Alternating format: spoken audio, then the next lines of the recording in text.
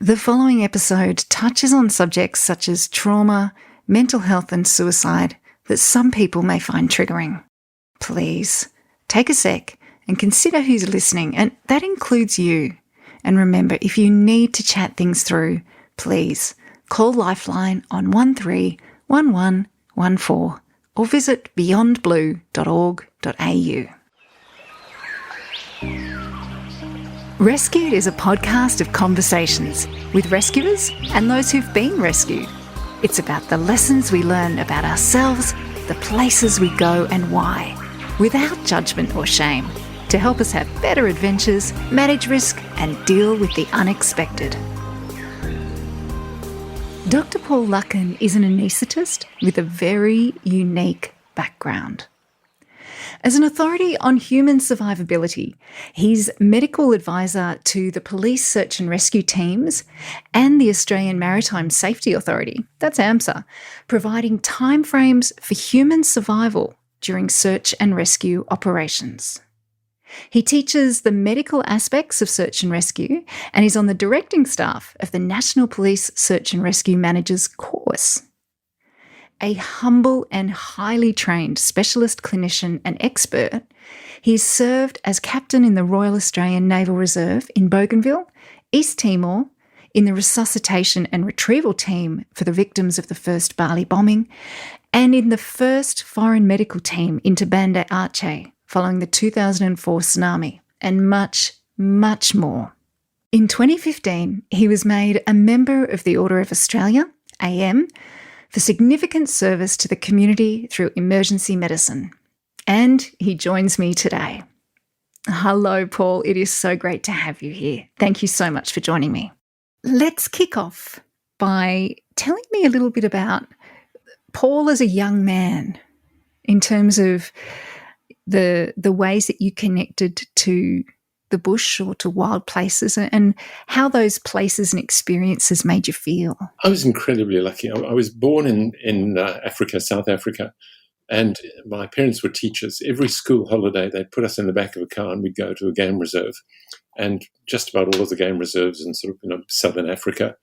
So we'd spend countless hours and was sitting at a waterhole watching elephant come down to play in the water and sitting watching lion at a kill and watching birds and so on, or driving around the game reserve. So I grew up with this incredible love of just the quiet times and watching wildlife and enjoying the beauty of God's creation. And it was just wonderful. We moved to Tasmania when I was still a child. My father was a life-saving instructor in Royal Lifesaving. We'd already been swimming since we were tiny kids. So by the time I was 11, I was deeply into Royal Lifesaving, spent a lot of time in the water. And I was just thinking that when I was about 12, I think, I saved up my pennies and I went and bought a small second-hand scuba tank and took myself down to the Derwent River in Tasmania in winter and tried to teach myself scuba diving. Can you believe a thing like that, being allowed to do it in the first place? I don't think I ever got to water more than about 4 feet deep. But how old were you at that time? 12 or 13. And, yeah, right. And I survived. I mean, like so many other miracles when I was a kid. But I spent more time in the water. Then I also joined St. John Ambulance as a kid, as an 11-year-old. I started learning more about people. I decided when I was 8 that I was going to be a doctor. No idea what was involved, but already decided that's what I was going to do. What is it that you think about being a doctor that attracted you as the 8-year-old? Probably the time, the amount of time I spent with my GP looking into the wounds in my knees when I fell off bicycles. And eventually one day he looked at me and he said, "Now you see the white in the bottom of that knee?" And I said, "Yeah." He said, "Well, that's the bone. If you start going any further than that, we're going to have major problems fixing." Oh, and the wonder in those days of the hot mustard poultices. Oh, they were great things. But I was so fascinated by what he was doing that I decided I was going to be a doctor. No concept of what was involved. Yeah, wow. Then as a St. John cadet, we started learning some of the basics of rescue. Now, there was real, World War II civil defense stuff, tying people to ladders and lowering them out of bombed outhouses and that sort of thing. But it was great fun. What year are we talking here? What sort of? Mid to late 60s. And then I when I was 16, started working as a volunteer in the Tasmanian Ambulance Service as a St John ambulance person. Then later on became a paramedic while I was studying medicine, qualified as a paramedic.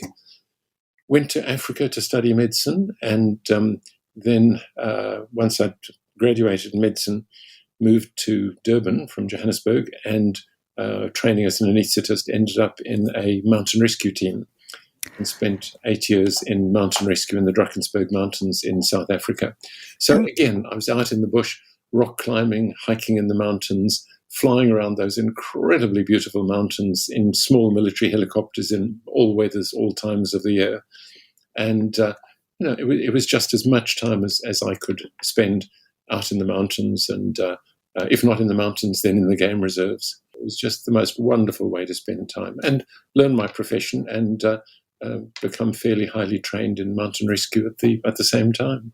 Let me ask you, Paul, thinking back to your time in Tasmania, while you were doing St John's Ambulance as a cadet and then as a volunteer and going through your teen years, were you still going out and having adventures in the bush at that time?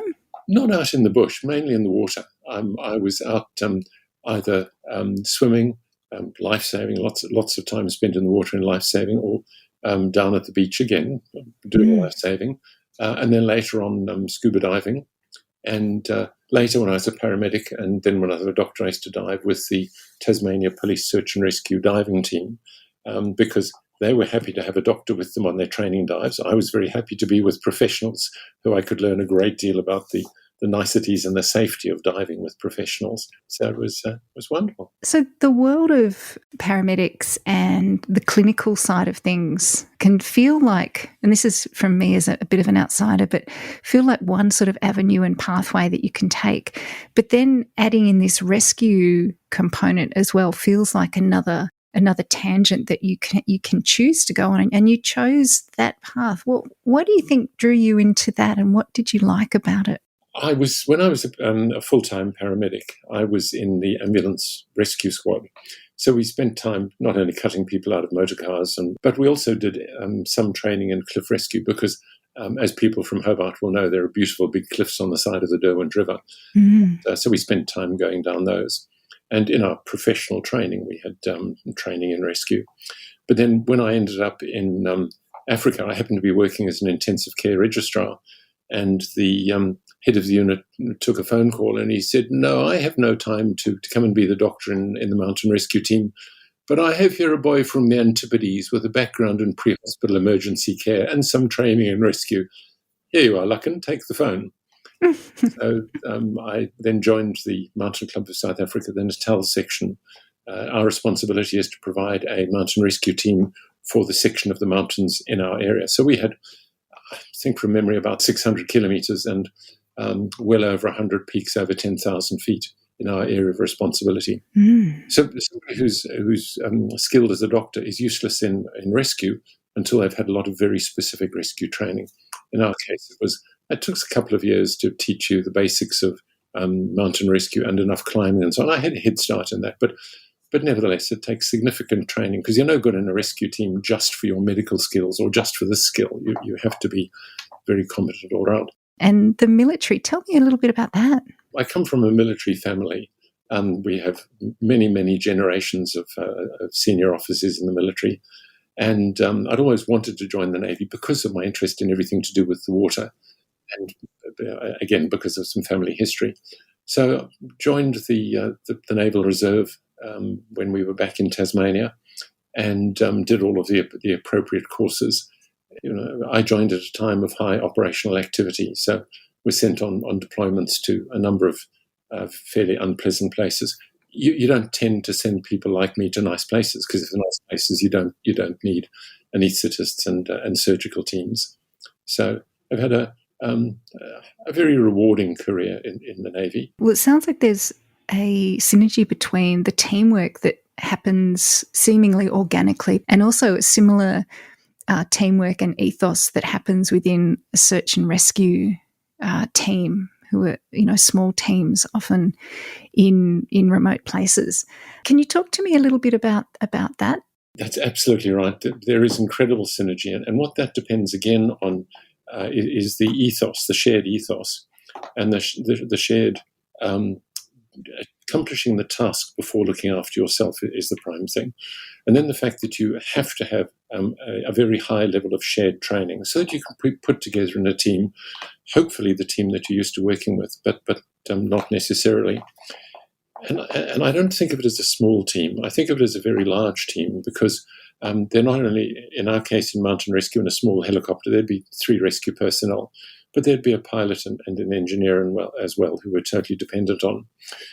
But in search and rescue today, the work I do with police today, I will get a phone call from police in any part of the nation or the South Pacific saying, we have got the following circumstance. And they'll describe it to me in great detail. They know me because I've taught most of them, if not all the people who phone me at the various police courses, either the national course or the state courses. They have an understanding of what I know. I have a deep understanding of what they know. And because I've been the bunny up to my backside in snow or in a hot, arid environment, or the guy who's literally out on the limb, when they say to me, these are the difficulties of the search, I understand the terrain. So again, it comes back to common background, common ethos, understanding what they're doing. So I don't try and give them hairy-fairy advice. Oh, I really think you should do so-and-so. And, in my opinion, you do so-and-so. And so I can say, listen, I understand, the problems of conducting a search in a maritime environment in bad weather. And so much of what you do in search and rescue comes down to that shared ethos, the shared understanding of the training and of the work that you're doing, but also a balance of the risk benefits. So if I'm advising police on how long I think somebody might survive, I restrict myself to the medical advice that they're asking me for, which is how long a missing person might survive in each of the scenarios that I might construct. But I'm deeply aware of the fact that if I say I think the person might survive this long or that long in the following circumstances, that's something they're going to incorporate into the planning of their search and rescue, and that involves risk. And particularly if they're helicopter-borne search and rescue personnel, and particularly if they're in environments that are one extreme or the other, either hot, arid environments or very cold environments. It doesn't temper the medical advice that I give them, but it does mean I understand, and when they try and discuss it with me, I'm in a position to discuss it on the basis of somebody who's been there and done that myself. So it feels like your role is one of those that, for those maybe outside the rescue or the volunteer space or the emergency services space, would have no idea that there's someone who does this role that you do. And can you help us understand and explain your role? And are you employed by a particular agency at the moment, or how does this thing that Dr. Paul Luckin does these days in search and rescue, how does that work? And then in practice, how would we see that on the ground? What will happen is that when there is a search and rescue operation on, in some of the operations where they feel it's necessary and appropriate, police who know me will phone, and they will start by giving me a very detailed account of what's happening. There is a pro forma that they use which sets out information on the incident, the scenario, the environment, the clothing, the weather, a huge mass of information. And following that laid down format, the officers will phone me and they'll say, we'd like some information on time frame for survival TFFS. Then generally they'll talk for often 20 minutes, giving me as much detailed information as they've been able to gather. And then what I do is to construct the various survival scenarios appropriate to the circumstance. Each scenario in which I think it's possible for the missing person or people to survive. And then based on the information that they give me and from what I know about it, I will try and give them an estimate of how long I think the person might survive in each of those circumstances. And that's the point at which I stop. I don't tell them how to conduct a search or what to do, with a couple of limitations. And they incorporate that in the search and rescue planning. And then as one possible survival scenario expires, they may well change the search pattern, change the assets, how they distribute the assets, or indeed the assets that they use. And then they'll come back to me and say, we've learned something more. How does that change the scenarios and the time frame for survival in each of those? And then if I'm lucky, the guys phone me back, and I always ask them to, guys or girls, will phone me back and say, this is what we found, this is the outcome. And that's how I learn. I learn from being told, well, you're wrong in terms of so-and-so, you're right in terms of so-and-so. And the best phone calls I ever get are when I say, at this stage, I don't think you're going to find a survivor for whatever reason, and I have to be able to justify that. And I get a phone call that says, Lachlan, you're completely wrong. We found him or her alive. That is, I love being proven wrong. It's just wonderful. Being proven wrong is fantastic. So what all of that is based on is not just the sort of experience as a training in anesthesia, but huge experience of trauma. When I was training in medicine and then in anesthesia in Africa, it was a huge trauma load. I trained in the second biggest and then the biggest hospitals in the Southern Hemisphere. And understanding what kills people and understanding what allows people to survive in terms of the physiology and experience in hot environments, cold environments, and the extensive research and reading that goes with that to build up the knowledge in those areas is what underpins the advice I give to police. Members of the public are often extraordinarily demanding and extraordinarily critical when they confront police and say, well, why aren't you searching? And they may say, well, we have no idea where they are. They didn't tell anybody where they were going. They didn't check in. They didn't have a plan. They're not carrying a PLB or an EPIRB. They may or may not have a telephone. If so, we can't get them and they haven't telephoned in. Where exactly on the face of this earth would you like us to start searching? Yeah. And people get very angry and very aggro and then complain to the press, and then it gets really nasty, and then they complain to the politicians. Most of which can be avoided by following some of the few simple, straightforward rules before you go out into the wild. Before we get on to those kind of things, those rules, Paul, can we jump back to your extensive experience in understanding trauma and what you said, a line there, understanding what kills people and what lets people live. And in terms of the principles of human survivability, like what in terms of the patterns and the common threads there are for all of us humans, whether we be in a cold environment, a hot environment, in our house, on the road, in everyday life. The first thing it comes down to is a very detailed, very specific, and a very deep knowledge of human physiology, understanding how you react to extremes of heat and extremes of cold, knowing the physiology and the progression of symptoms and the progression of behavior and the progression of, for example, mental degradation as you become cold or indeed as you become very hot. Understanding what happens when you are deprived of fluid, the various stages that you go through as you become dehydrated, the points at which you can do something to help yourself and the points at which you can't. Take an example. As you become hyperthermic, your body is overheating and your core temperature is going up. Quite early in the piece, you lose this sensation of thirst. So people who are becoming dehydrated don't appreciate that they need to stop and drink, and in fact, usually don't appreciate that they're becoming hypothermic. For example, in the Kokoda track, as we left Kokoda heading towards Port Moresby, those of you who've done it will know you head out up a little slope called Heartbreak Hill. It's called Heartbreak Hill because a lot of people give up at that stage. And I think they give up more because they psych themselves out than because of the physical difficulty. This myth of, Kokoda is the hardest thing you will ever do in your life, and you've got to be super tough, and you need to train for a minimum of 6 months to be able to do it. You need to be trained and you need to be fit, but people psych themselves out. So I headed off up Heartbreak Hill, setting out at a reasonable pace as I tend to do, and gradually everybody else passed me. Hey, I don't care. It's not a race.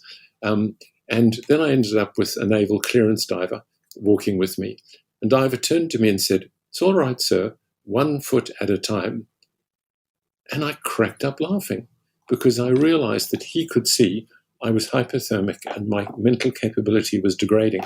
I could not recognize it. And that is one of the early characteristics of becoming hyperthermic, overheating, as it is of becoming very cold, hypothermia. And that's one of the important lessons when you're with a group. You watch each other, comes back to teamwork, you watch each other because you don't recognize when your performance is degraded. So as you become very hot, you start to lose your sensation of thirst and you forget to drink. you're starting to get some mental impairment as well. Then you start to get perhaps a little bit of a headache. Yeah, well, you often get a headache. And you start to get a little bit of nausea. The nausea is your gut telling you it's not getting enough oxygen supply because you're diverting your blood flow to the muscles because you're exercising hard and you're fluid deprived. And to really understand those things and understand the progression, it's incredibly valuable to have been there and done it yourself. You really understand if you've experienced it. So that kind of knowledge depends on an understanding of the physiology. Then it depends on experience and knowing what happens in trauma, how much blood loss you can stand, how much pain people can stand, what they can do with various types of injury is very informative in a search and rescue context. Again, not because you've read the textbooks or because you think or this should be able to happen, but because you've seen it so many times.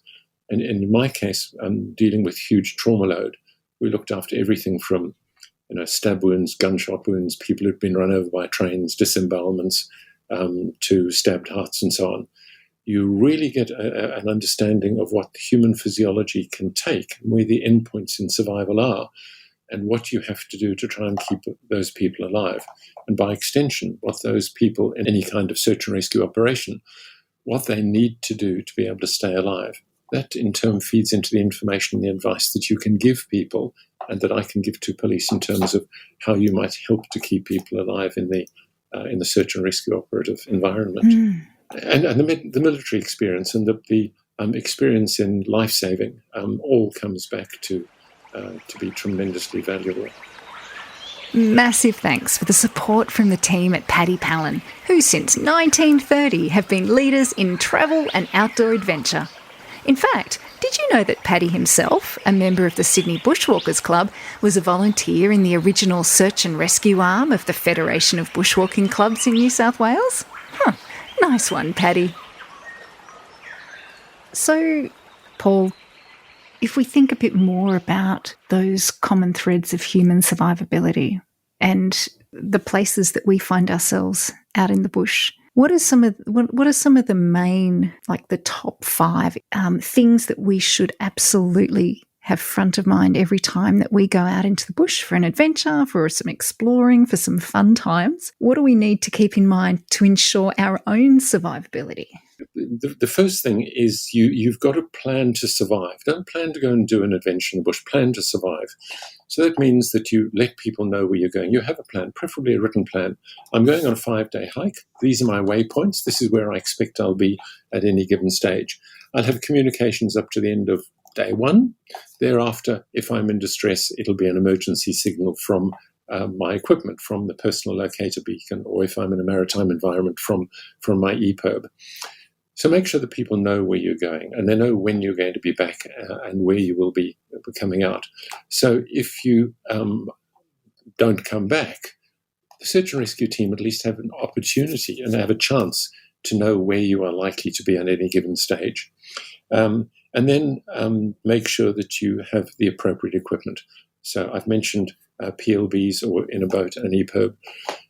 If you're going into the mountains, you say, okay, well, what are the extremes of weather I might be confronted with? At the minimum, I've got to have something that'll keep me warm. I've got to have something that'll keep me dry. I've got to have something that'll protect me from the sun. So a good broad-brimmed hat is an essential wherever you are, whatever time you are. And if it's warm clothing, then it's got to be enough dry clothing, because once you're wet and you're cold, your survival prospects go down tremendously. So then the next thing is that you're never alone, because if you're alone and you come into, if you're injured or you're lost, there's nobody to help you. There's nobody to get a message out. So next rule is never go alone. On land, you're going to be dependent on some kind of shelter to keep you alive. That may be you're using geographical features, maybe that you've planned where there are places like caves and ravines and so on where you can get basic shelter. If you're in a maritime environment, it's making sure that within your craft you have something that will protect you if it all turns to custard. If you're 5 miles out to sea and your motor breaks down or you run out of petrol and a storm comes up, you've got to have some kind of thing that will protect you. Again, if you're in a maritime environment, the single most important determinant of survival is a life jacket. A good life jacket and a life jacket that is on you. A life jacket in the locker, which is where most life jackets spend all of their time, is of very, very little help to you. And people will spend $200 or $300 on a reel and $400 or $500 on a rod, and they'll spend $1,000 on a Garmin and a GPS and so on a fish finder, and they'll spend $50,000 on a boat. They won't spend $120 on a decent life jacket. And when you're in the water and you're watching your boat drift away with your life jacket and your flares and your EPIRB in it, you think, if I'd actually just had my life jacket on with my PLB in my pocket, I would, be sending out a distress signal. And the authorities would instantly know where I am, and a search would be launched to come straight to me because I've got a 406 GPS-enabled PLB, which cost me $150. There goes my $50,000 boat, and pretty soon I'll be dead. Yeah. So it's all about planning. It's all preparation. If you're going to be going out in the water, don't just have a life jacket and put it on, but jump into the water sometime with your life jacket on and say, gee, this is what it feels like in the water with a life jacket on. This would be a lot more comfortable if I actually had a body strap, a crutch strap on the life jacket, so it's not riding up under my chin, but it's staying down on my chest. Gee, if only I had a bottle of water, a litre of water strapped to the outside of my life jacket, that would increase my survivability in water considerably, especially if I swallow some salt water, I have nausea and vomiting. So think about it. And if you have a life raft, practice getting in a life jacket from the water into your life raft. And people who survive tend to have done all of those things. They've planned for survival. They've thought, what's the worst that can happen? The worst that can happen is I can be overboard in the water without a life jacket. Okay, well, lesson number one, I'll have my life jacket on. Nobody survives by having an accident in boating and then putting their life jacket on. And the Canadian Coast Guard statistics show that absolutely clearly. People who survive have their life jacket on before they hit the water. That doesn't mean they put it on at the last moment as the boat's sinking. It means they have it on. So I know I'm sounding like a broken record, but it's all about planning and preparation. In any environment, if you are lost or in distress and you've got a rescue beacon, activate it when it's obvious that you need it. Don't think, well, I'll wait another few hours and see, because by then it's later in the day. Now it's getting dark. Finding you is very much harder. Launching a rescue mission at night is very difficult. When you're in distress, you're in trouble, activate your beacon. If you've got a telephone, phone not your family or your friends or somebody else, which is what people usually do. Phone 000 and say, I want police. Don't go through to ambulance service. Go through to police and say, I'm lost, I need police rescue. And I say that because although you may not get a great reception from the 000 operator who just wants to put you through to police, too many times police take a call and there is an inherent delay between the police, general police duties, who do a fantastic job, and I'm definitely not criticizing them. There's an inherent delay between that call getting through and the call getting through to police rescue. And we have the horrible case of a young boy lost in the Blue Mountains who phoned 000 a number of times, got through to ambulance service, I think 6 times, and over a period of time progressively deteriorated and died. But had that call been transferred straight through to police rescue, the local police in that area knew the area intimately, and there would have been a better chance, I don't know 100% chance, but a better chance of a search being launched. Certainly a search would have been launched earlier, and it's possible that there would have been a better chance of that young boy surviving. So don't phone a friend, don't phone family, as people more often than not do. Phone 000 and succinctly tell them what's going on and where you are. Start by saying, I am completely lost. I believe I'm in such and such an area. I need to be rescued. I sound as though I'm giving infantile advice, but people don't do it. Not at all, not at all. And how do you feel when searches are called, what feels like all the time, but regularly, with people who have made the same mistakes that are being repeated? It's some of the things you've mentioned there. A real key one is, apart from the equipment and the planning and the checking the weather and the clothing, is going alone. And that seems to be one of the most common things that comes across the volunteer work that I do, that's the common factor. People are out there by themselves. How does this sort of recurring, how does that make you feel with the role that you do? Oh, it's sad more than anything else. Frustrated, but sad, because it results in so many unnecessary deaths. And search and rescue operations, there is a significant number of people who are found too late once they're dead, or never found at all. And a very large number of those are totally unnecessary. Thinking back on I've had, I think, 76 calls from police so far this year. I think one of them related to a group of people in a boat. One or two others may have been more than one person, but all of the others, or almost all of the others, have been people who are missing by themselves. And if they were not by themselves, a very large number of those would never have happened. It is one of the absolutely basic rules. So when we went into the mountains in Africa, absolutely wonderful mountains, just spine-chillingly beautiful. But the minimum we ever had was 3. So if one person was injured, one could stay with them, and at least one could come down from the mountains to get a message out to us. That was the days before we had EPOBs and PLBs and good mobile communications. So I would suggest on anything a minimum of 2. And if it's a serious expedition, well, 3 is a nice minimum number to have. People have this conviction that, they're smarter than anybody else in the world. They're not going to get into trouble. They don't have to worry about getting lost. They don't have to worry about getting injured. So what do they want on their tombstone? I was the smartest man who died in the bush. It's people just don't plan to survive. And perhaps that should be tattooed on everybody's forehead. Well, on their hand where they can see it. Plan to survive. I obviously sound as though I'm stressed and sad at that, because it is stressful and it is sad, because it's unnecessary. If people would just plan and prepare, so much of what happens in search and rescue would never have to happen. And we wouldn't have the deaths that we have, or the injuries. It's something that I spend and have spent many hours thinking about, is that disconnect between the what you want, this experience, this time in the bush, to go and, connect with nature, connect with yourself, connect with things bigger than yourself out in the bush.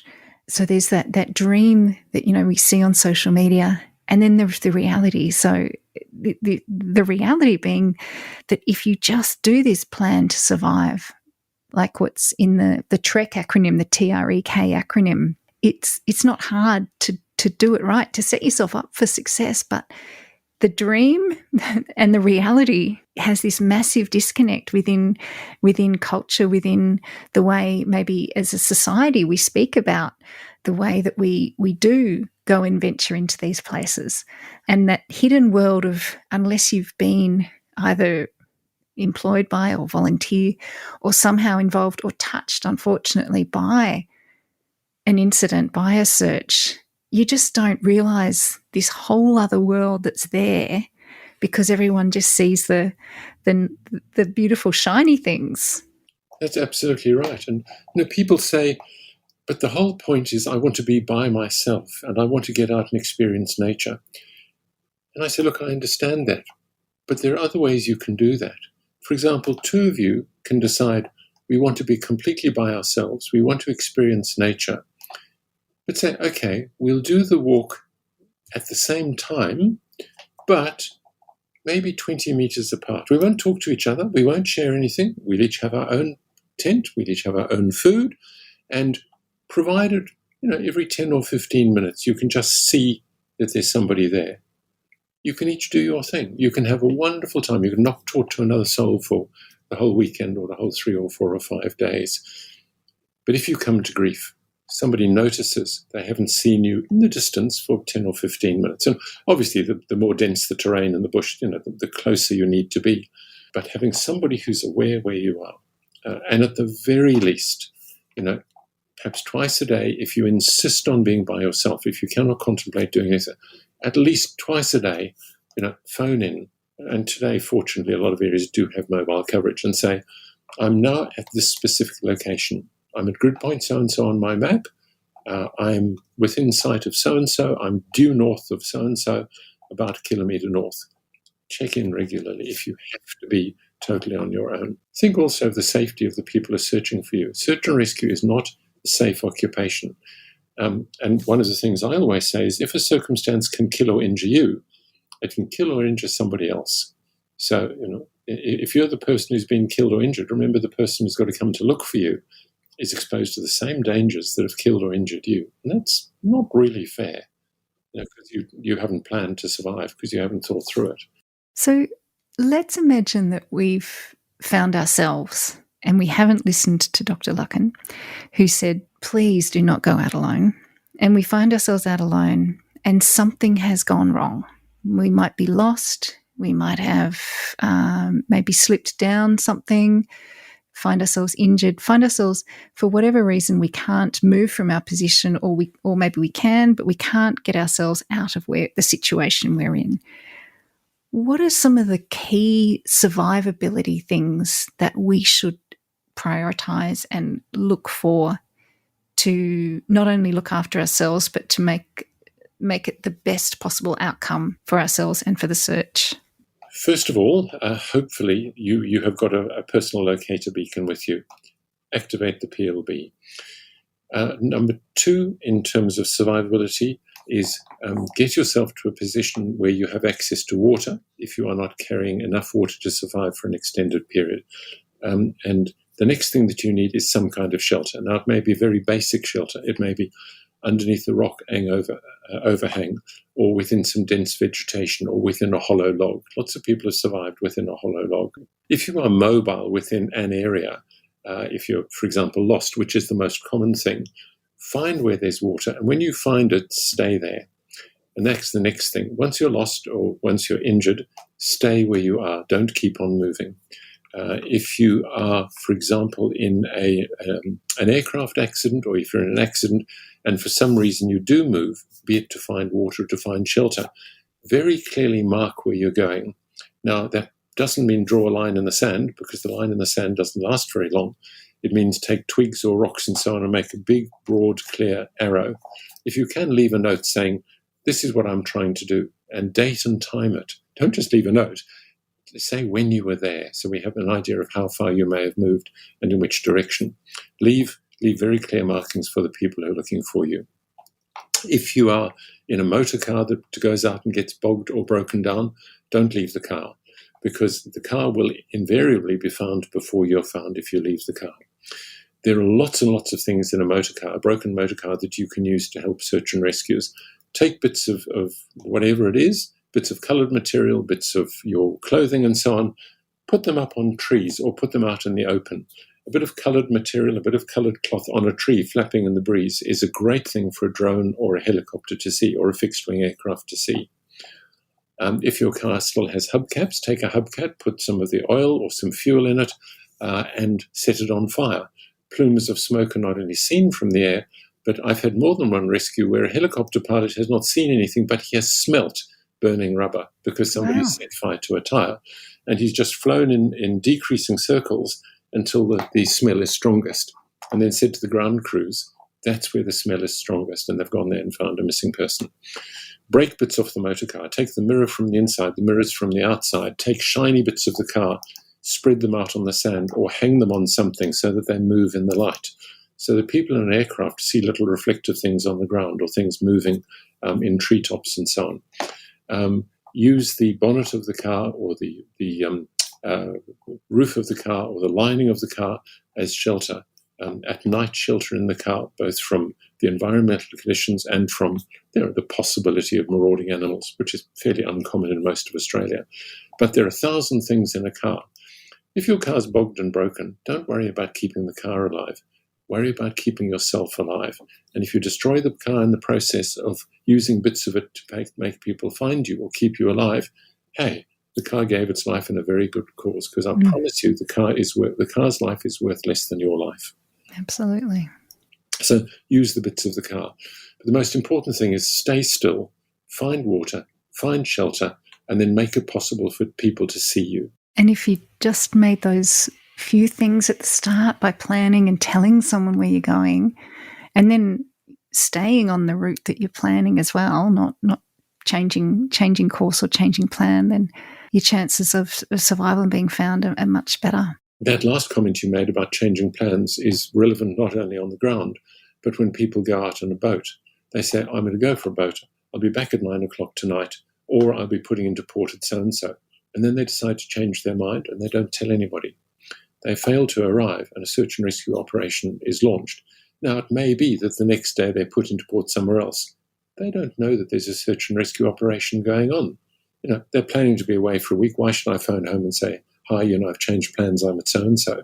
Meanwhile, there's a search and rescue operation going on in the wrong area because they've moved out of the area that was planned. So if you change your plans on land or out in a boat, tell somebody, phone a friend. This is when you phone a friend and say, I've changed plans, I'm doing so-and-so and so-and-so, so don't report me missing. And I don't come home tonight or I'll land at such and such a port tomorrow.